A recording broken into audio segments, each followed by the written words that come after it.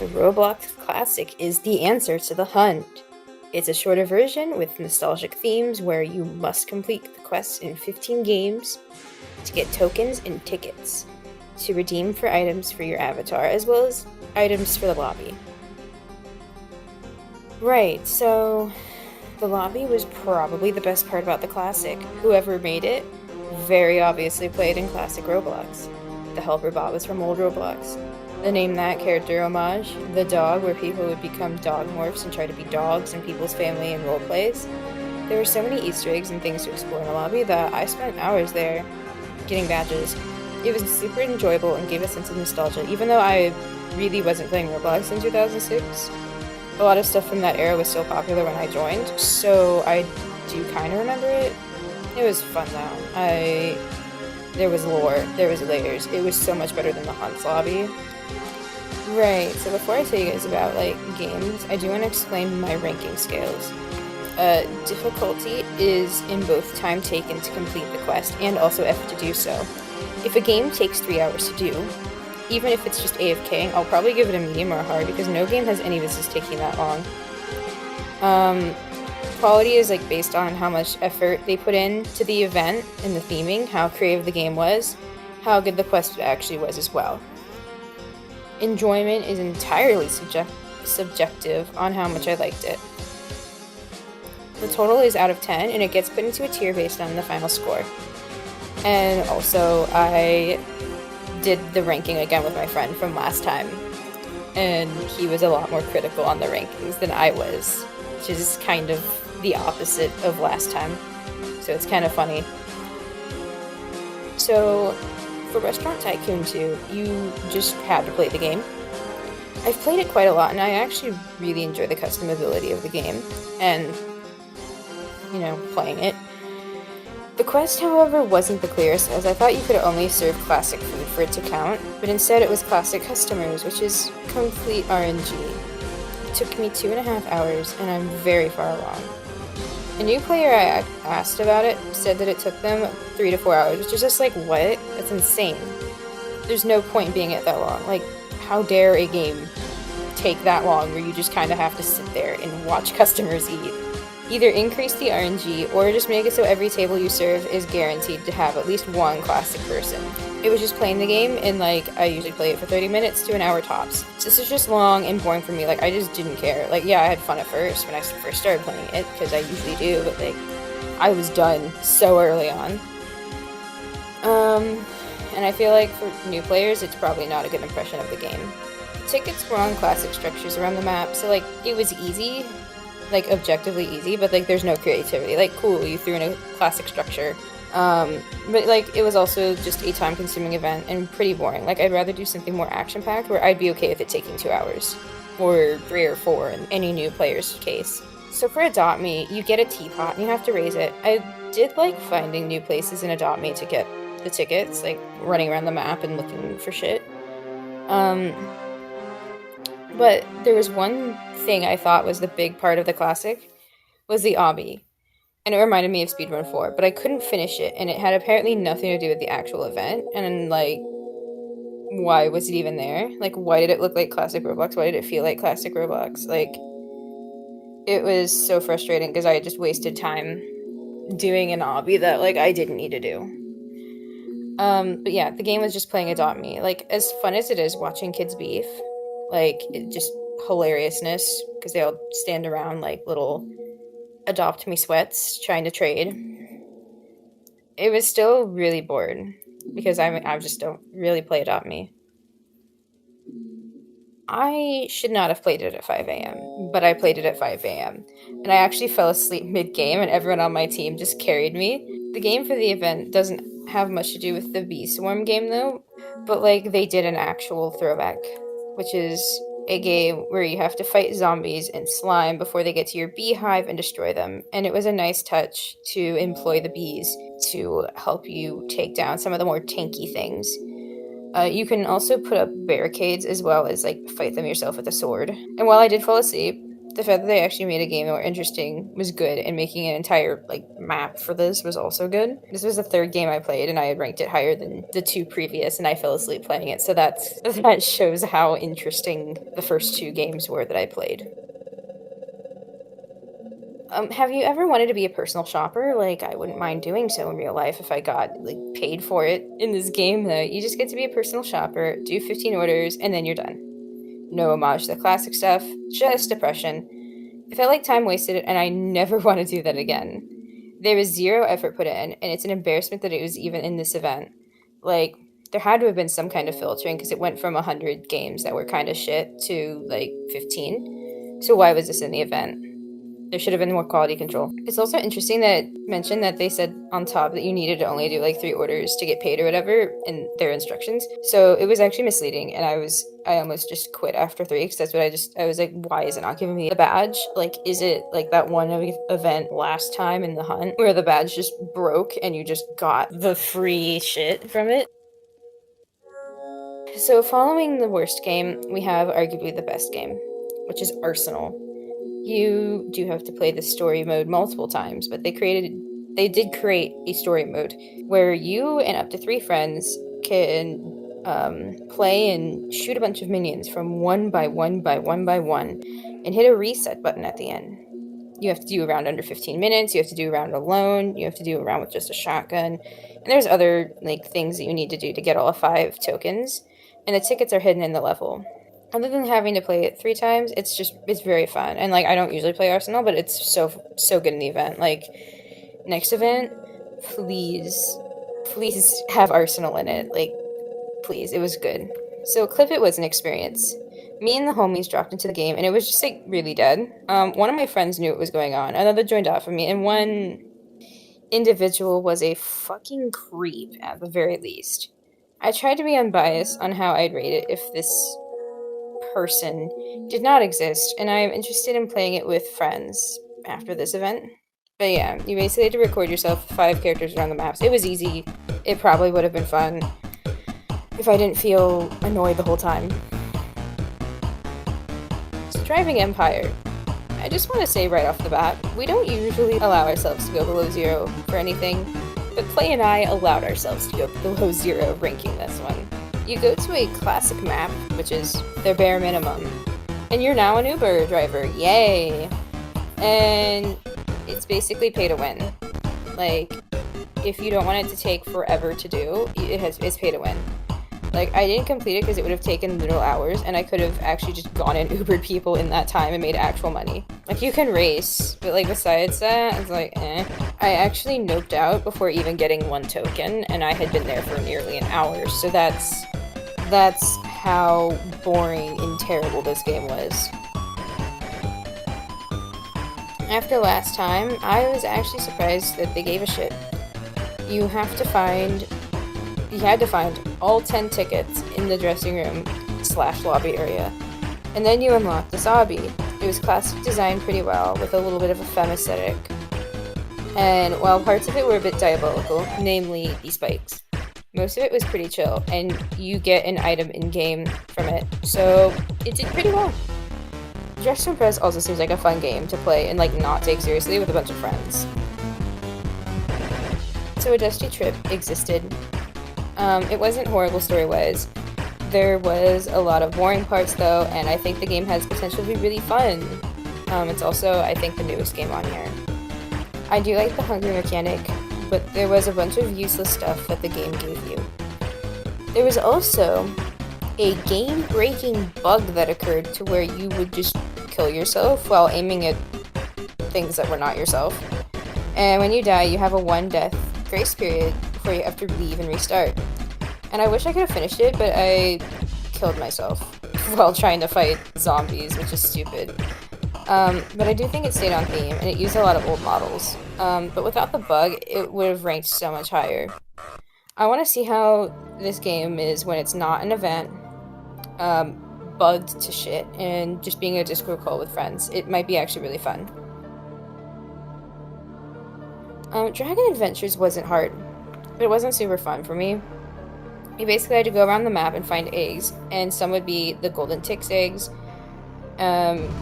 and there were a few maps for it, like I think like 5. Um, After finding enough eggs to fill up the meter, you have to crack open a meteor on each map. Then you'd hatch all the eggs, which is not hard, not very fun.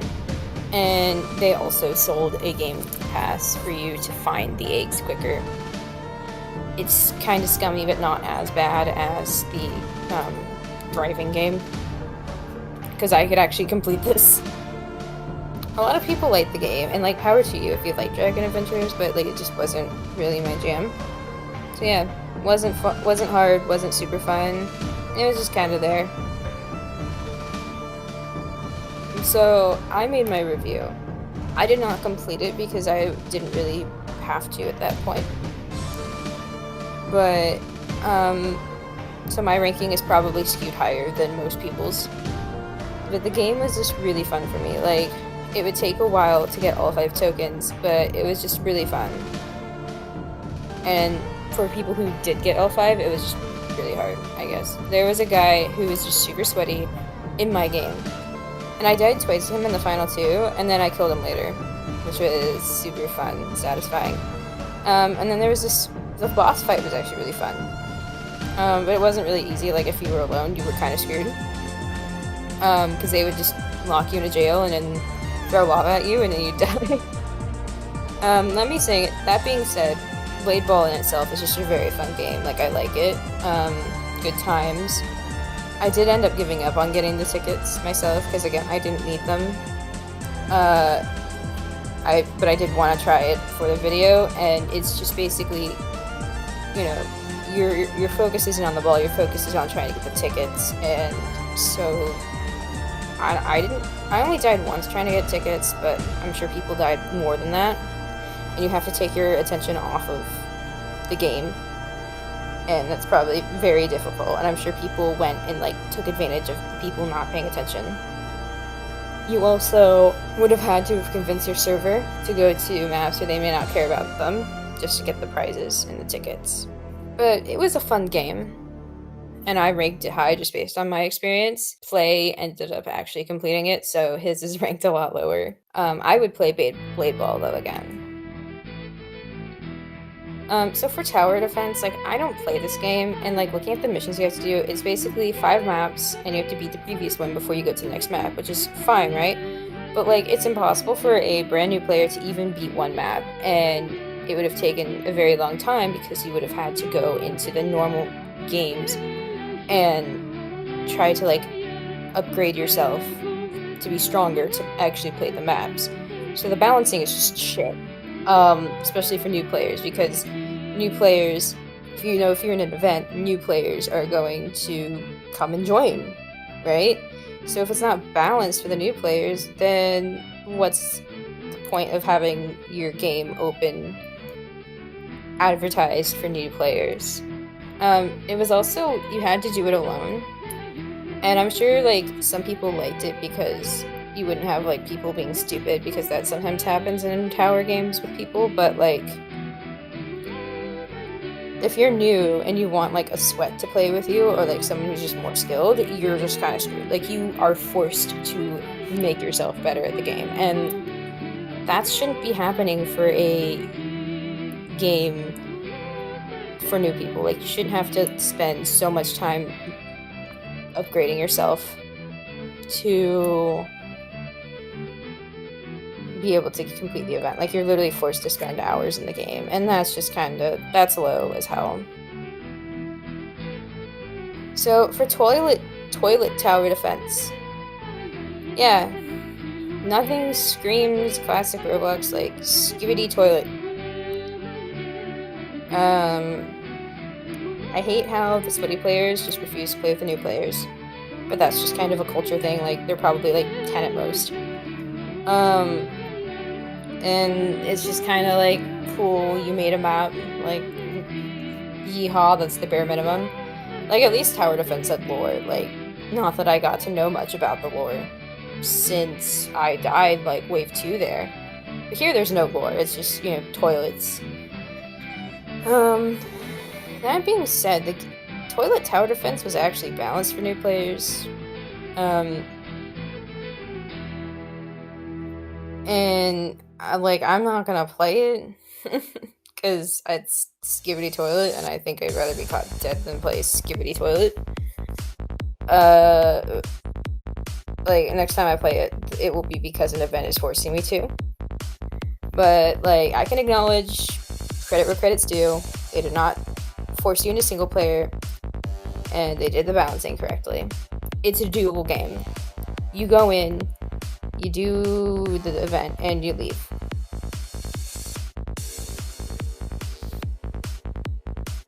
So Gunfight Arena was really fun. You are on classic maps, and you get to shoot at tickets with your regular gun to get items that you then have to use to kill the other players who were obviously bots. And you had to tag players a certain amount of times with each weapon, or you could just blow yourself up over and over again. Some people had trouble with the dodgeball and the slingshot. I did not. They were bots. They were bad. I was just fine. But yeah, no, it was a fun experience, and I also played it with my friends. So again, that kind of adds to it. But yeah, it definitely felt like older Roblox, but there's an upgraded interface into more modern stuff. You're not playing in 2006 anymore. It was pretty fun. I liked it. Good event. So Bed Wars existed. It wasn't balanced well for new players, and if you weren't in a lobby with sweats, good luck. The maps were classic, which is, I guess, it's bare minimum. Step it up a little bit, right? The enemies weren't classic, they were just penguins. But yeah, it was really hard, and it was just not fun. You might be fine if you're with sweats, but I was not. And I even was in a lobby with people who seemed to know what they were doing, but they just didn't. The premise of Bed Wars, if you do not know, is a concept started on Minecraft where you have to protect your bed from other players, or in this challenge, penguins. And you must use blocks and obviously defend your bed. If you die, you respawn next to your bed, like in Minecraft. But once the bed is broken, there's no more respawning. You just get to run away and defend yourself, and you're just playing basically on hardcore mode. The bed would usually break in round 2, and it's okay, I guess I'm not gonna play this because I don't need to, and why? So that's it for the games, but the influencer items were interesting. On top of the items that people actually got from the event, there were influencer items. One was from someone on the star squad of influencers, or whatever it's called. One was from a developer and one was from an admin. So I actually was AFK when trying to load into the admin/developer thing, so I had no footage of me getting it. But I did have footage of me getting the star item. Yeah, shout out to these people for being why I got the items. I do find it problematic that people made you follow them to get the items. I'm following so many people now, and I'm too lazy to clean them out from my list, so I just kind of am chilling with a bunch of people who I'm following who I don't care about. But I also understand that not every person just wants people to join them in games all the time. But honestly, the bigger issue is just how broken the queue is. You can see them skipping around the numbers. You don't just go down normally. And there were a couple times where I would get to the very bottom, I would get about to get in, and then get thrown back up to 500 or something. Or the person would just leave, and I'd just be cool, thanks, I waited for 2 hours for nothing. This quote from Heart Square, Heart Person illustrates it very well. I really think that waiting 2 hours of possibly not getting the item is awful and shitty. And I know one game was actually, one person was actually not even, streaming himself in the game. He just wanted people to, watch a stream of him giving items away, but it was just, the same live stream on loop, and even after he left the game, he was just still in the game on the stream, which is, no, it's just looping. So the non-influencer items were these guys, they are red skins of older items, which is like fine and dandy. A lot of my friends actually stopped at the wings because like that's how much they wanted. They found the other two ugly, which same. But like I wanted it all, you know? Like I don't see myself wearing most of these items, but like I wanted them. It was an event. I won. So let's talk about the elephant in the room. These games are not retro. And like I get that a lot of old games don't have dev teams anymore, they're dead, or they could just simply be too broken to like modernize to put into the event. And those are like valid reasons to not put the games into the event. But basically, Roblox just kind of took the games that were trending and put them as the event games. And I get that Roblox needs to make its bottom line, but like most people I talked to just didn't care about the event from the start because the games weren't classic.